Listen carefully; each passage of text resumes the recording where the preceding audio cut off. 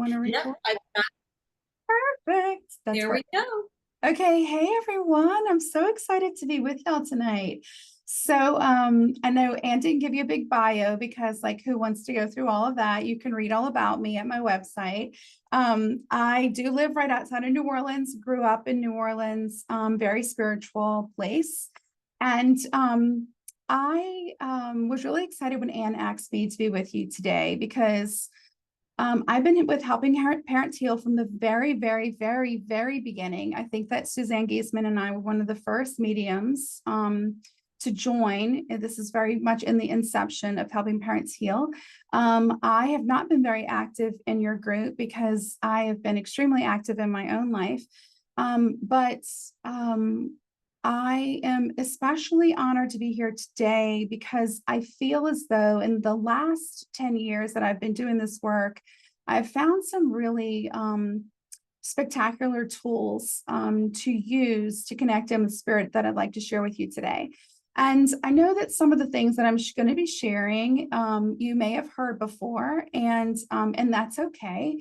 I'm going to dive in a bit and lead you into some things, and I want to take the time also for you to join in with me by participating in a way that if you have any questions, I ask you a question, and if you want to answer the question in the chat, just so that you can be seen and heard, I highly encourage that you do that because I do believe that this is a tool also for us to to move through our healing is to be able to be witnessed, to be able to have other people witness us. And I think that this is a beautiful place to do that.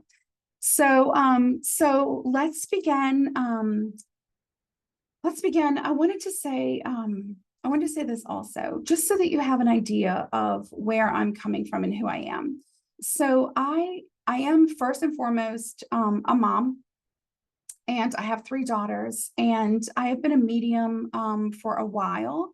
My goal is to help people who have experienced loss live with a forward momentum. So live forward instead of living backward. And what I mean by that is that, a lot of times we're told or we're asking questions about how can we move forward? And I don't believe that we move forward. I believe that to get over grief, I believe that we live forward. So we live forward. We don't move on. I hope that makes sense to you. And if we can sort of think of it from that perspective, healing becomes so much deeper and more profound. Okay, so I want us to really set the stage by thinking of it from that perspective. So we're going to move forward from this moment forward, living forward, not moving forward. Okay, so before we dive in, let's go ahead and close our eyes. If you'll join me, closing your eyes. And let's just take a deep breath in and out. And what I want you to do is if you're feeling anything, like any place you're feeling stuck, let's take another deep breath in. If your breath like hitches, stucks, pauses any place in your body, I just want you to bring your awareness to that space. I want you to continue just breathing in and out. And I want you to place your hand on your heart. And as you do, I want you to whisper your child's name silently. I want you to feel them here with you. I want you to feel them here with you still.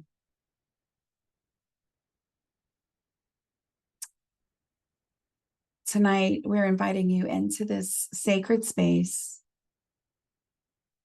I want you to be aware that you are seen and that you are safe in this space and that you are not alone. I want you to take another deep breath in and out. Okay, and as you do, you can go ahead and Whenever you're ready, you can open your eyes. We just want to set the stage for what we're going to be working on tonight. And I want to talk about a few things. The first thing that I want to talk about mostly, I'm sorry, hold on. I have some little notes that I put up that I wanted to remember.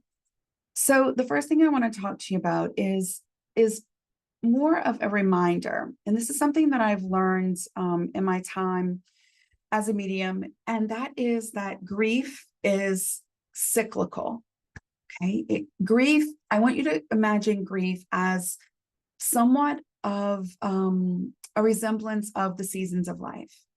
And that when we are going through grief, when we experience it firsthand, we are absolutely in our winter, right? We are on our knees, we are in the darkness, and we are in winter, even if it's summer outside. And if you can look at grief as a process of looking cyclical, you can see that there are different stages that you're going to be going through. And it doesn't mean that you're going to go from winter to fall to spring to summer and then back to winter right away. You can stay in spring for a while. You can hop back in winter. You're going to go through fall again. And then you're going to go through spring again. You're going to go through summer. But there's always this cyclical feeling. So when you hop back, I want you to understand that this is your soul. This is how I feel. This is your soul asking you to step forward to do a bit more work. Okay, because healing is not linear. It doesn't follow a schedule. It's not a straight line. And we all know that there's no finish line, right? I like to look at healing as being a spiral. And every time we jump into the loop, it's a sacred spiral and it's a sacred return to ourselves. Because as I know that you know firsthand, one moment you're breathing easily and deeply, and the next you're on your knees. And that's okay. And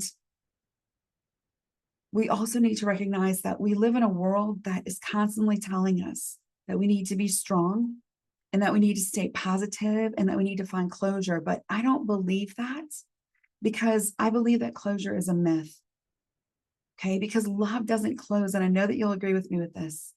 Love doesn't close and grief doesn't go away. It just changes shape. Right? And so do we. This is what we do. We just change shape. And while we're changing shape, we're just sorting through, where we stand. What is our soul telling us?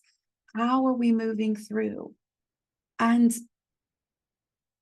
I want you to recognize, if anything, and I can say this boldly because of the work that I do, is that your child is not gone. They have simply shifted. And their bond with you will never die. It will always be there. And it's something that continues to grow deeper and deeper. And even though I'm a medium, I also want to tell you that from my experience as well, I've had profound loss in my life. And you don't need a medium to connect in with your child. You don't need a medium. A medium is beautiful to give you evidence that they still exist. Medium is beautiful to bring you messages and to bring you confirmation. And for a lot of people, that's extremely helpful, because there's a part of them that they believe, but they want to believe deeper. Or maybe they're skeptical and they want to know more. But healing is truly not forgetting. This is what healing is. Healing is integrating. It's remembering in a way that keeps you living. And so one of the first rituals that I want to bring to you tonight is this idea of naming the unsaid. Okay. And this is something that I feel is so profoundly impactful. And a lot of times we don't name the unsaid because, quite frankly, maybe we're not even thinking about it. And so when I explain to you a little bit more about what it means, I think that you'll understand what I'm getting at. So actually, let's do this in a little practice. So if you have a piece of paper and pen, I want you to jot down some notes when I ask you this question. If not, if you want to share it in the chat, Super happy to read that for you, and can, just to witness you. But right now, let's just start with the first ritual. And this is what, let's just call this tool number 1.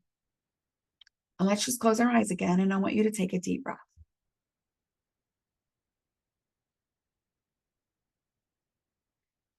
And I want you to ask yourself,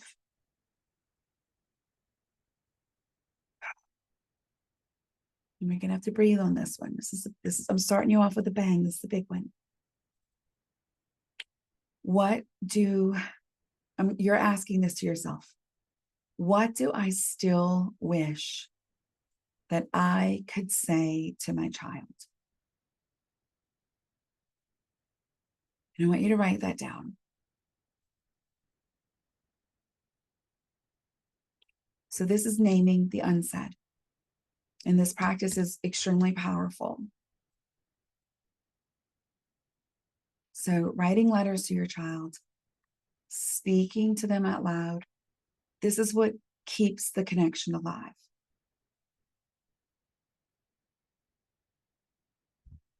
And they hear you, and they know that you're here.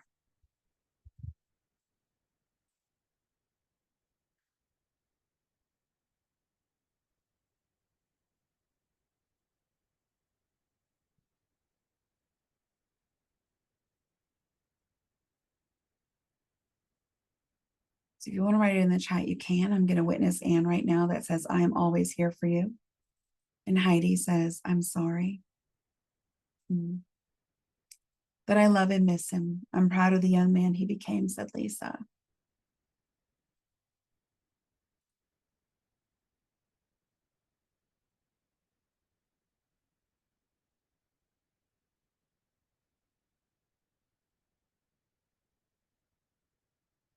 I miss you so much, says Andreas and Serena. I'm sorry. I should have been there for you. I should have done so many things better.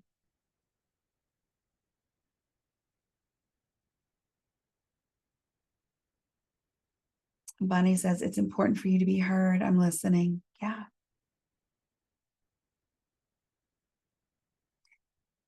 And Rhonda said the same of Lisa, that I love and miss him. I'm proud of the young man he became.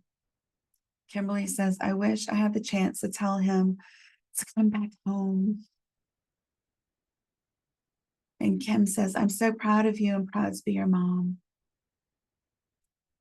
And Tina, who's Trevor's mom, says, I'm proud of you. You're an amazing young man. You accomplished so much. I love and miss you. Marina says, why didn't you share your pain with me? I would help and support you. And then Nicole says, why didn't you ask for help? We were there for you.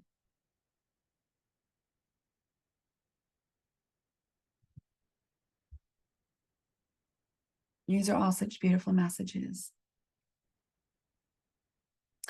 Wish I could have done more, says Susan. Hope you know how much you were so loved and how much you made our lives so blissful, but it was way too short of a time. And Colleen says, I'm lucky you chose me to be your mom. And Tina says, I'm sorry, I didn't know what you were going through. Right, a lot of us can feel that way, right? And Debbie says, I'm so sorry for any judgment you've ever felt from us.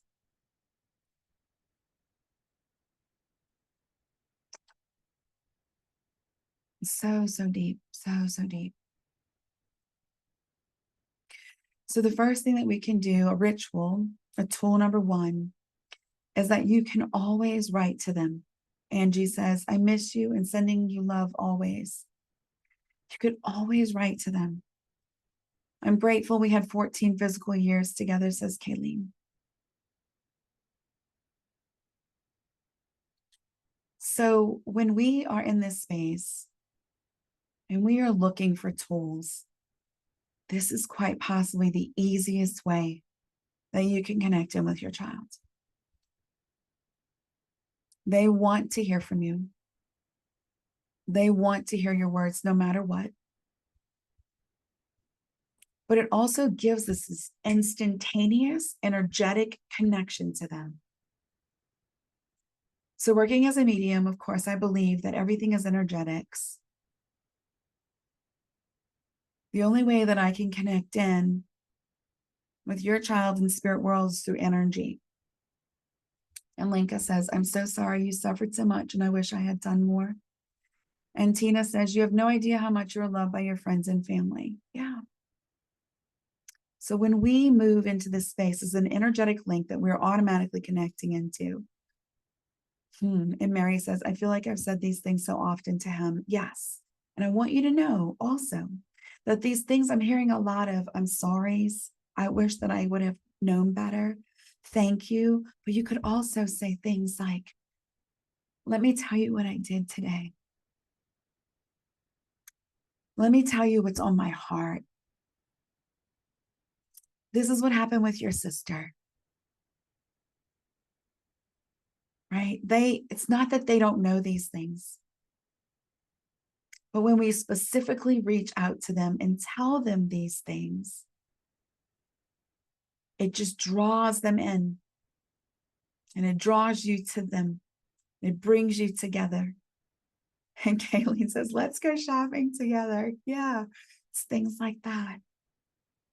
They love this so much. Okay. So that's the first tool. And listen, keep putting them here. Okay. Like, I'm happy to read them.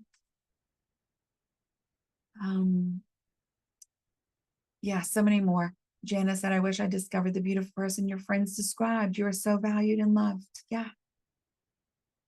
So when we connect, like I said, in this way, it just brings us even closer. So there are more ways that we can connect, and that's just the first that I want to bring to you tonight. But as we do this, as we were in our time together, even if there's things that keep coming up for you, just keep writing them down throughout the time that we have, okay? So remember, this is such a powerful practice. So I want to talk to you now.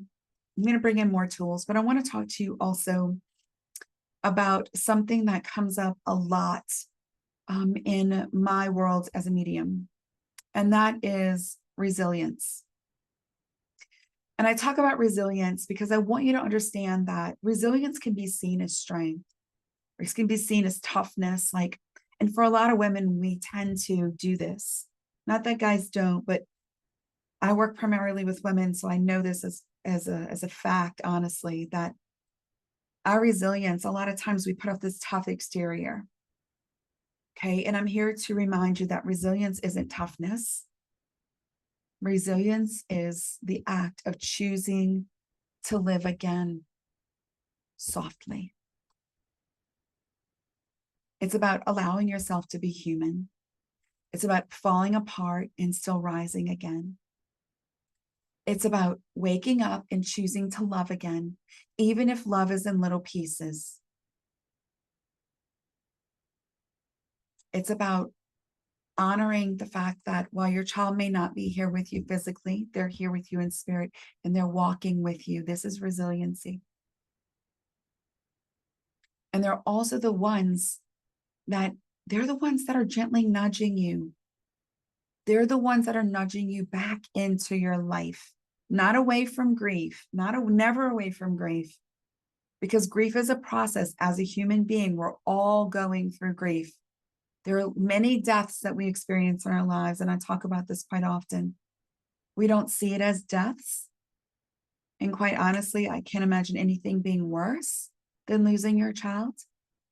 But we experience many, many griefs throughout our lives, through divorce, loss of friends, retirement, all the things. These are baby deaths, but still grief, right? Our loved ones in spirit, our children, they're the ones that are nudging you back to live, to life. So not away from the grief, but through it. And I've seen it time and time again. And this can resemble a cardinal, a flickering light, a song. How many of you get in the car and it's like This is insane. This song that is our song, I hear it all the time on the radio, and I never listen to this station, right? These are not coincidences. These are nudges. And these are nudges, which I believe is spirit nudging you, saying to you, listen, we've got this. We've got this together. It's not about being tough. It's about going through it soft. So another thing, another tool, and this will be tool number 2 that I want to bring forward for you. And this is something that I think that has probably had the most impact on my life personally. So I've never had a child that's transitioned. I did, however, have a young man who was my daughter's best friend. And he lived next door to us. And ever since he was a little boy, we took him on all our trips with us. And he grew up to be a young man. And so he'd be our chauffeur on family trips. And he was with us always. And he just chose one day to take his own life. And it completely shocked us, and it just tore us apart. And this is while I was a medium, and prior to him transitioning, he asked me a lot about my mediumship. He never believed in what I did, and really struggled with believing that there was anything after. And so when he transitioned, one of the things that we did in our family as a unit was this is a tool number 2 for you. But we decided that we needed what I call like soul anchoring practices. So we needed to have this ability to have these anchoring things around us that really like anchored us to the moment, and to the moment of thinking about William and of being with him, because we were all missing him, but we were missing him at different times. And I wanted to set up a space for us, especially for my daughter, who was very, very young at the time, and for his best friend, my other daughter, who was a bit older. And so I set up what I call altars in our home. And I come from a Catholic background. And so, altars could represent what they're seen to be like in the Catholic Church. But my symbology for an altar was simply a space that I set up in my home, and it has several things on it. These altars, and we have more than one altar. We have them actually in different places of the house, and it could be something in the kitchen that we just pass by, but it's a remembrance of our loved ones in the spirit world. We have a space where we have a meditation cushion where anybody in the house can go and sit. I'm in my office right now at the Healing House, and as you can see behind me, there's this like space here that has a lot of symbolic meaning to me. And for me, this is another reference. This is another altar space for me. But as I look around me right now, there's several other spaces just in my office here that have little places that hold a lot of mementos that are very meaningful and impactful for me. And they're about and of different people who have transitioned. So we do the same thing in our home. We have altars, and it's a beautiful thing to witness, especially if you have young children and you explain to them what it is. My young one, she was 5 at the time, and I had already been on my mediumistic journey, so she already knew all of that spirit and what mom did, and she was the one who never had any questions. Whereas the other ones who were older than her were confused. They were like, why do you have these spaces? What am I supposed to do here? I don't understand. And, I think that for some of them, it was like, it was almost upsetting because it was a remembrance. But once I explained to them that an altar is this tangible connection, and I explained even more, and we sat down and I discussed like the sacred spaces that we can create for reflection, not only to connect in with them in spirit, but also for us to stop during the day and for us to have reflection in our own life and communication with ourselves. And while we're sitting in quiet space, having this moment of reflection about our day, or what's going on in our lives, there are other tools that are sitting right there on the altar. So I have tarot deck, which is maybe not even, well, for the little ones, it wasn't necessarily a tarot deck. It was a like animal healing cards. So it was like, pick the animal. And if you get the bunny, it tells you something about the bunny, and just sit and think about that. And how can you incorporate that in your life? And then it was other ones about healing, or maybe it was even about archangels or goddesses, just different ones that they can pull from, and just start to help them find a practice. So if you have young children, or if you have other people in your home, I would really suggest that you be the leader in this, and to start looking to create an altar. So how this is different than a traditional shrine. Like, some people that I connect with, like, I'll be talking to spirit and they're like, oh my gosh, tell my mom that I'm looking at the fireplace mantle and there's the picture of me when I was a little boy, and my brother's sitting next to me, and then right next to it she has my shoes, and then over here she still has that baseball trophy, and they'll describe to me all the little things that they have, like, on the mantle. And for me, that is what I would call a shrine, right? It's a little different from an altar, and that's also very beautiful to have. But an altar sort of takes it a step further, and it becomes dynamic. It's an interactive space that it evolves as your healing journey evolves.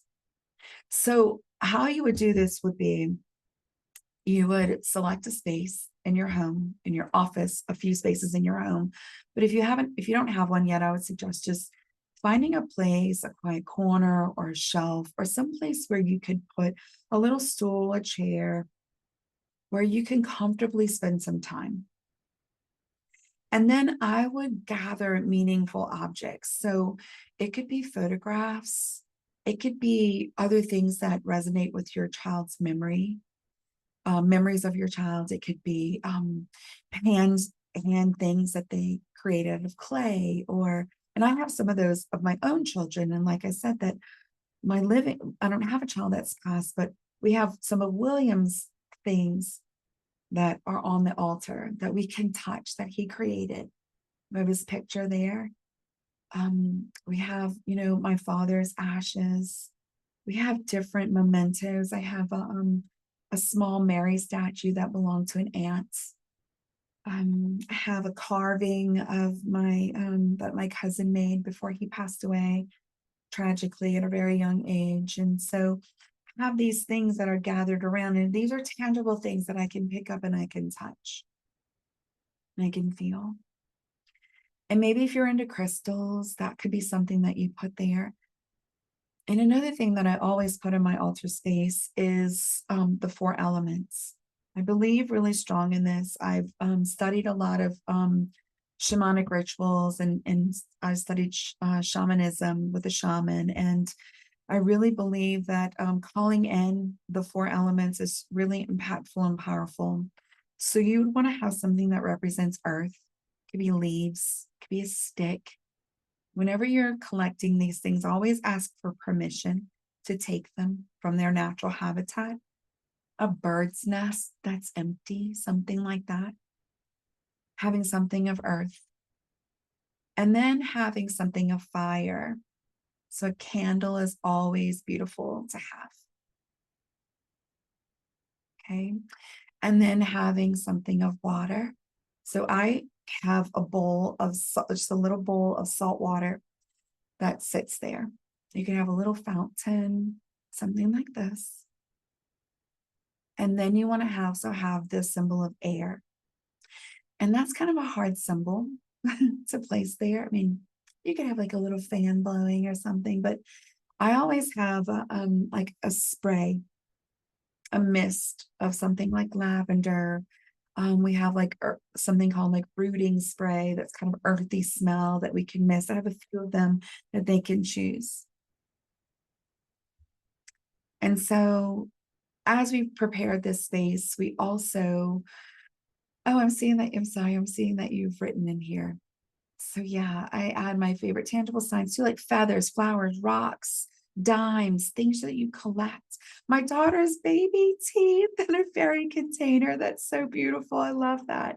Yes, having these different things like this is so powerful. So powerful. And then other things that you can have is, you could do, like I said, a spray. You can make it elaborate. You can have an altar table. You could do whatever you want with it. But the idea is to have a comfortable space for you to sit at. You can make one for you. You can make one for each of your children in their bedroom. I know that you get the idea, but the importance is that you actually consider doing it, because I truly believe that this is such an important way to connect in with them. Set up specific intentions. So maybe when you sit down, maybe the first thing that you do, something that I do is when I first sit, I set an intention. So it could simply be putting the intention of who I want to connect in with that day in the spirit world. It could be the intention of having a prayer book that I read out of a prayer book. Or I just sit there quietly with my hand on my heart and I just wait and I listen. It's the most beautiful thing that you can do, is just sit and listen. Because this may just be your moment of peace to connect in with them, right? Invite your loved ones in this time. Invite them to be with you. Okay, so lighting, also other things that you can do. So let's say you've got the altar going, but you are moving really quick in the morning. How's about in the morning when you wake up at the island of the kitchen, let's say, every morning you choose to burn a candle. And maybe the candle is like something that you picked up and you wrote their name on it. And you just decide that every morning you're lighting a candle, and then when you leave the house, you blow it out. Maybe when you wake up in the morning, before you open your eyes, you talk to them. Maybe you go in the bathroom and shut the door and you talk to them out loud. During the day, you walk in nature. Imagine them holding your hand and stepping beside you. But here's the thing, and this is what I think that a lot of us don't do. We wait for them to talk to us, but they want you to talk to them. So ask them, what do you want me to feel today? What do you want me to feel today? And I guarantee you, they're going to say things like joyful, happy, alive, engaged, loved. This is what they want you. This is what they want to tell you. So moving into walking around, another tool that you can use is grounding. And grounding is super essential. I believe that we should be grounding every day. I do this every single morning. And my practice is that I go outside. It doesn't matter. I even had snow this year in New Orleans. I don't believe it or not. We actually had snow. And I dared myself to do it, and I did it. And what I do is I go outside, no shoes on my feet. I find a place in the grass, and it's facing the sun. Wherever it is, it's facing the sun, because the sun is going to shine directly into my eyes. So I watch the sunrise. It doesn't take long. If anybody ever watched the sunrise, it's amazing how quickly that happens. But I stand out and I watch the sunrise. And this is how I ground myself. This helps me to maintain balance in my life and openness to connect in with the spirit world. I have to balance, especially when I'm seeking to connect that day. I need to have something tangible, like something that I can feel, that is not carpet or concrete, or, I need something that is so real. And this is why feeling something, I need to feel something. If I'm at the beach, it's the sand, it's the dirt, it's the rain. If it's raining, I go out in the rain. I need to feel something that is outside of me, that is not of me, that is not man-made, something that I can connect in with. So altar work, grounding before meditation, these are all extremely important things and tools that you can use to connect in.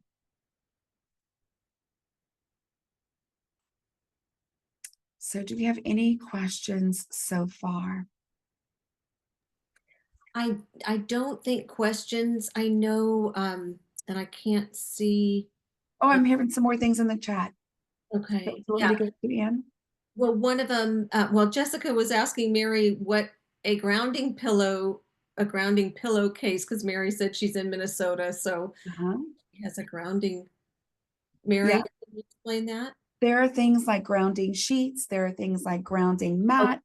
And okay. so what these grounding things doing, and Mary, you can explain if yours is different, but what these grounding devices do is they actually plug into an outlet, but they don't plug in all four prongs. They plug into you know how every outlet has a grounder?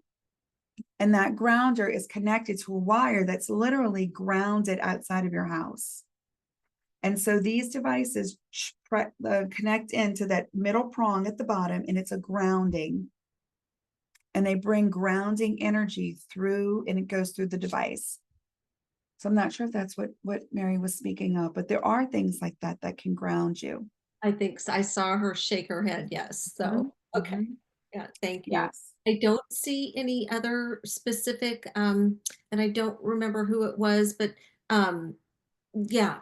Anybody, are you ready for questions now? Are you gonna Well, I raise just want, if there's any questions or if there's anything that you're questioning about anything that I said so far, I anybody? think that it's a perfect time to ask. Okay. I don't see anything in the chat unless I've missed something. Okay. So these are tools that are like outside of ourselves, right? That we can use to connect in with your children. But there are also tools that we can use within ourselves. Okay. I want you to consider that as a medium myself, in order, like I said before, in order for me to connect in with the spirit worlds, I have to have a very high energetic frequency. So, like, for example, my friend Suzanne Giesman, who I'm sure a lot of you know, she has to meditate before she sees her clients, something that she does. I cannot meditate before I see my clients. I cannot do that because for me, it takes me into low of a vibration. It takes me into a chill. And I am like so chill that for me, that it's harder to connect in with spirit that way. So when I connect in with spirit worlds, it's kind of funny, but I do jumping jacks. I am doing jumping jacks.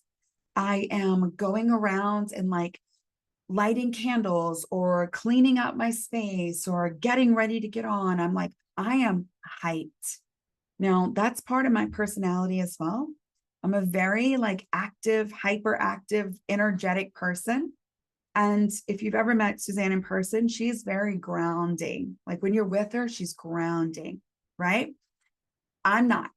Okay. And so I am like chatterbrain all the time. So if I'm trying to ground myself, it's going to go complete opposite to connect in with spirit worlds. I need to continue the chatter, chatter, chatter, and I need to raise my chatter higher, higher, higher so that I can get to a higher vibration to have a crystal clear connection with the spirit world.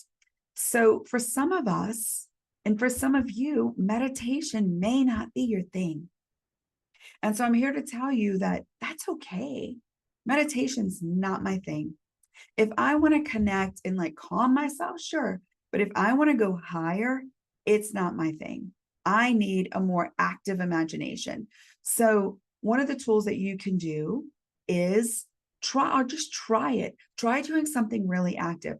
Try doing 20 jumping jacks, sit down, and then try to connect with your child. The energy is astounding. Like for me, it's like I can feel like a vibration through my entire body when that happens. And then maybe the next time, sit in meditation. You discern which one feels like more energetic. Where are you gathering more information? Where do you feel a deeper connection? And another thing I want to tell you when we're using these tools is that just because it works for someone doesn't mean that it has to work for you. Okay. Walking meditations are amazing. Labyrinth meditations are, to me, that is walking in a labyrinth for me, or walking in a circle. I've done this on a few retreats, is really so, I couldn't get over how soothing and relaxing it was for me, and how I completely, when you have to focus on a baby tiny path, everything else disappears. So creating these things in your life like this is also other ways. What we're trying to do is we're trying to get rid of the chatter. We've got to find some other ways to be able to connect.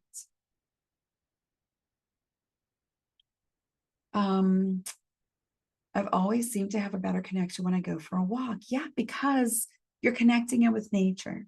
And going back to this idea that I was telling you about, that if we look at healing as cyclical, we look at it as seasons that we go through, and we recognize that our deepest winter is when we were grieving, or when we're in our deepest grief. We are in winter.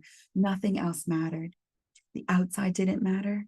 It didn't matter if it was sunny outside. It didn't matter. Nothing mattered, because you were so internal. You are in here. And then when you start to come out of it, you're starting to move, right? And you're going, okay, I'm kind of like coming out, and I'm kind of seeing spring, right? Maybe I'm starting to see things around me. Things are coming more into focus. And then maybe summer comes and you're like, okay, I feel like I'm returning back to a semblance of what I can imagine is going to be my new normal. And so you're coming out into the summer. And then maybe fall comes and you're going, okay, here I am, and I'm feeling good. I'm feeling steady. And then something happens and it brings you back into winter. I'm also here to tell you that that's grief. And that's the way that it works. And every time we go back, it's not going back to the beginning. And I believe that spirit, when we go back, is asking us not to grieve for them so much as it is to allow yourself to rest, because they're asking you to begin anew, but not begin anew in the grieving process of grieving them, but begin anew in understanding this depth that you have inside of you that is asking you to step into another round of grief. Does that make sense? I'm hoping that it does. Because there are things that happen in our lives that are going to always, it can be with someone else, but it's going to bring you back to your most traumatic grief moment. And it can be small things. I've noticed that in my life. It could be the smallest thing, but it brings me back into great grief. And a lot of times when it brings me back into the great grief, I've recognized that I haven't truly healed that part of myself. And I know that I never will, but there's still components of it that I know that I need to speak the unsaid. I need to talk about it more. I need to get back into the rituals again. I need to start connecting again. Because sometimes what we do is when we get into this really great place, it's like we want to do what I call spiritual bypassing and sort of like go, okay, I'm going to put all that behind me. But I know that if you're here in this group right now, you're not the person that puts it all behind you. You're still living in it every day. Kaylene says, I just remind myself that I'm always connected. It's our awareness that changes when we work out how to relax our brain enough for us to receive. And this differs for all of us, and it does. And that's why having these tools at your disposal, having altars that are already made, having them in different places, having a path that you know that you can walk on, where you know that if you really kept your eyes open, you'd find the signs. Right? We need the synchronicities. We need the signs. We need the tools. We need the reminders that they are still alive, that they are still here. There are no coincidences.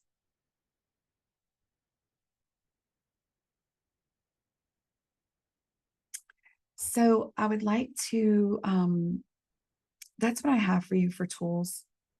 I would like for you to consider asking me some questions, even if it's off topic of tools. I'm opening, and if that's okay with you, Oh, I'm absolutely. Absolutely. And I know that we've got so much, and we were going to touch a little bit on, I mean, and I think all of this goes into, how we do, step into our new authenticity, Mm. I mean, because we're stripped down, to the, so yeah, so that's beautiful, Anne. Thanks for reminding me of that. So I find what happens is that when we are stripped, like Anne said, of our children, and we are expected to continue. And my mother-in-law actually has just lost two of her sons. She lost them 1 week apart.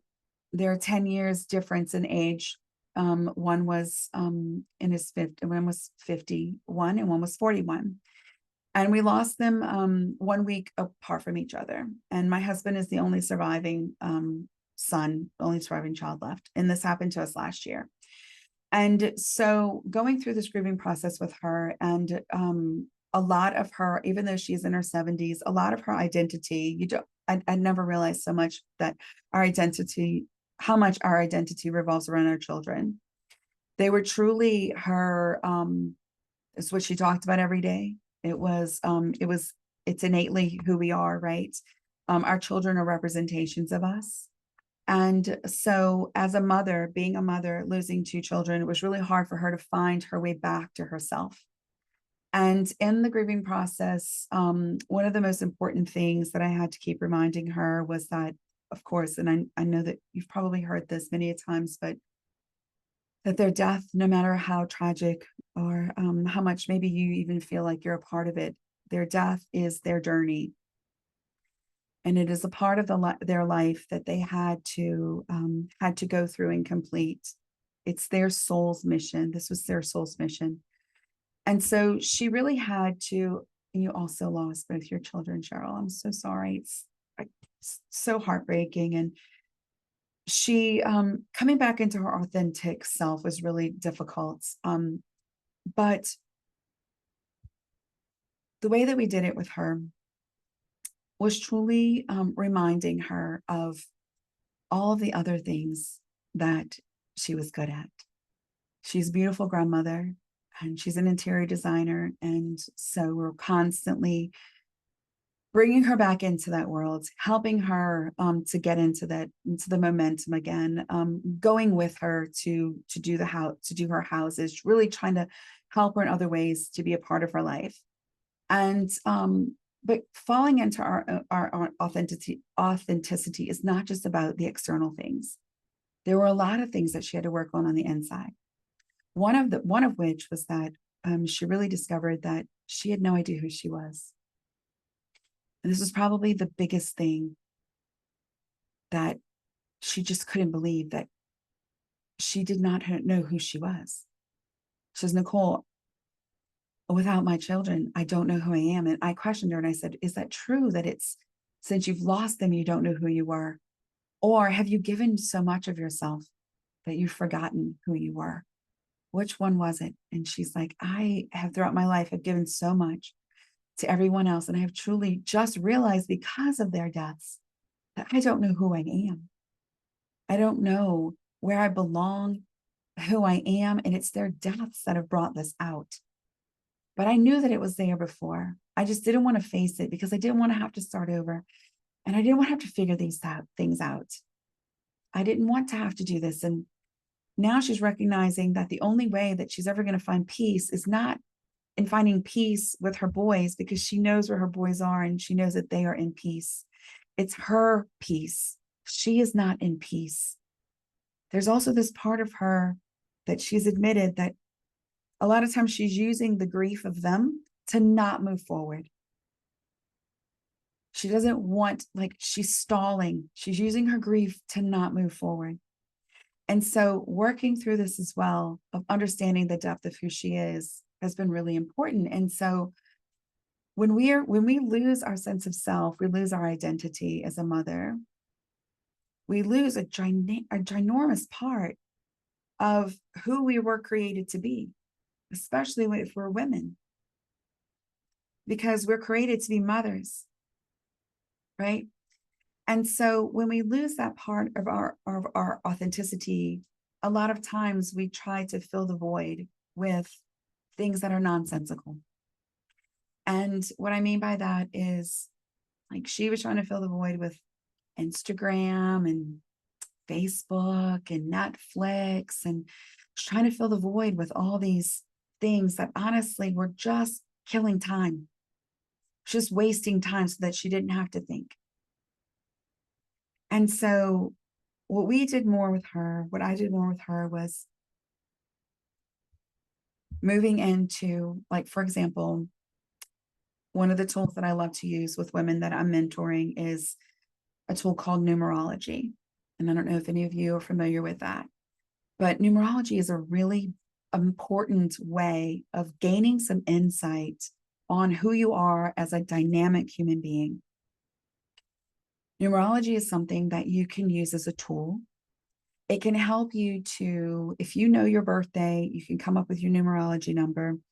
And there's a book that I love, and it's called The Life You Were Born to Live by Dan Millman. And this book is what I call my Bible. I have pages missing from this book because it's so impactful in my life. My kids know their numbers. Everybody knows their numerology numbers. It's very similar to finding out who you are astrologically, but which I also believe is an amazing tool for you to step into your authentic self by understanding yourself a lot deeper. Because what we do is we take these roles that have been given to us, the role of mother, the role of wife, friend, the role of medium, whatever your business is, and we carry these roles around with us. And this becomes our identity. What's the first thing you say when somebody asks you about yourself? Oh, people say, what do you do? Which is so crazy. I don't know why we ask each other that, but that's the first question we ask. What do we do? What do you do? And then it's like, how many children do you have? Right? So these are the people, this is how we identify ourselves. But these are just labels that we have placed on ourselves. So what if we really said, when somebody said, well, what do you do? And you said, well, how's about I tell you who I am? How's about I tell you who I am? I'm a very soulful woman. I'm a woman who believes in life after death. I'm a 257. That's who I am. I'm cooperation and balance. I'm freedom and discipline. And I'm trust and openness. Like, that's who I am in a nutshell. So I know this about myself, and I stand really proud and strong in that space. Knowing this about myself is how I navigate my own grief, how I navigate my own sorrow, but it's also how I propel myself forward. I know what my strengths are, and I know what my weaknesses are. And I'm here to tell you one of the things that I am not good at. I'm not good at loving and mothering, and that might sound so crazy. I don't have a 3 in my number, which is expression and sensitivity. I'm not a gentle, loving soul, to be honest. Now, Anne might say different because she knows me, but I have a mothering voice. But I am a mentor. But what I mean by that is, like, I'm not my husband is the one my kids go to when they need support or love. I'm the one they go to when they fall or break their arm. Right? I'm the one they go to in emergency. My husband's the one they go to when they need loving.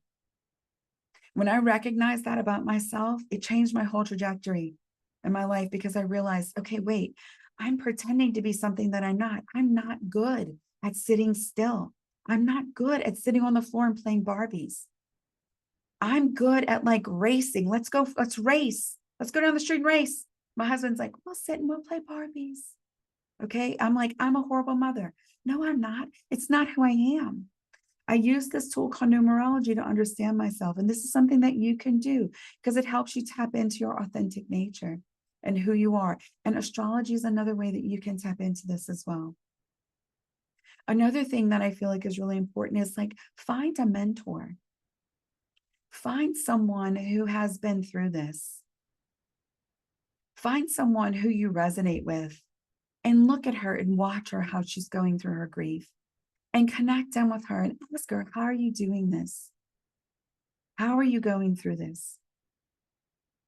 Because just like it takes a tribe to raise a child, it takes a tribe, ladies, to go through grief.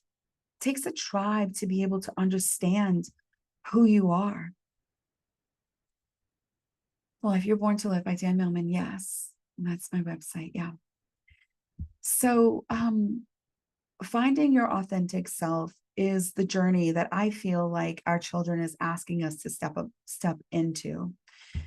And I say that to anyone who has lost someone and anyone who's searching for more, because when we lose someone, it leads us to search. And that's why you're here right now, because you're searching. You're searching for something that is so much bigger than you. But here's the thing. You're also, I want to caution you on this though. I want to caution you on searching for things that are outside of yourself. I want you to practice more in searching for things that are inside of yourself. What are you feeling? What do you know is true? What is your child in spirit telling you that you know without a shadow of a doubt, that you trust and that you believe? What synchronicities are being shown to you? What signs? How do you feel when you're in a meditation? How do you feel when you're around certain people? Who do you know yourself to be? What do you truly believe about yourself? This is what our children are asking us to step forward and know about ourselves. It's not about jumping from medium to medium. It's not about going to all the seminars and reading all the books. It's about that if you're going to do something with it, you have to do. It's all about deepening yourself and deepening into the connection with spirit.